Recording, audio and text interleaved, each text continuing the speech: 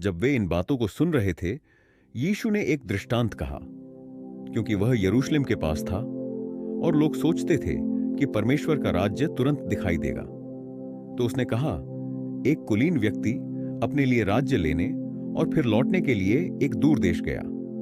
उसने अपने 10 नौकरों को बुलाया, उन्हें 10 मीना दिए और कहा, जब तक मैं लौट कर ना आऊं, इस धन से व्यापार करो। लेकिन उसके नागरिक उससे घृणा करते थे और उसके पीछे लोगों को भेजकर कहलवाया, हम नहीं चाहते कि यह व्यक्ति हम पर राज करे।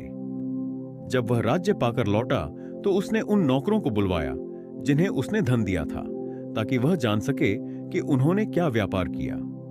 पहला नौकर आया और बोला, स्वामी, आपकी 1 मीना से 10 मीना बन गए।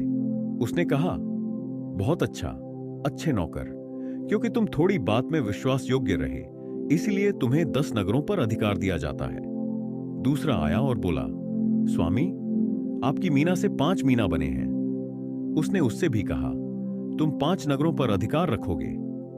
फिर एक और आया और बोला, स्वामी, यह आपकी मीना है जिसे मैंने कपड़े में लपेट कर रखा था, क्योंकि मैं आपसे डरता था, क्योंकि आप कठोर व्यक्ति हैं। आप वहां लेते हैं जहां आपने नहीं रखा और वहां काटते हैं जहां आपने नहीं बोया। स्वामी ने कहा, मैं तुम्हारे ही मुंह से तुम्हारा न्याय करूंगा, दुष्ट नौकर। क्या तुम जानते थे कि मैं कठोर व्यक्ति हूं, जो वहां लेता हूं जहां मैंने नहीं रखा और वहां काटता हूं जहां मैंने नहीं बोया? तो फिर तुमने मेरा धन बैंक में क्यों नहीं रखा, ताकि मैं लौटकर उसे ब्याज सहित ले लेता? फिर उसने पास खड़े लोगों से कहा, इससे मीना लेकर उसे दे दो जिसके पास 10 मीना है। उन्होंने कहा, स्वामी, उसके पास पहले ही 10 मीना है। उसने कहा, मैं तुमसे कहता हूं, जिसके पास है उसे और दिया जाएगा, और जिसके पास नहीं है उससे वह भी ले लिया जाएगा जो उसके पास है।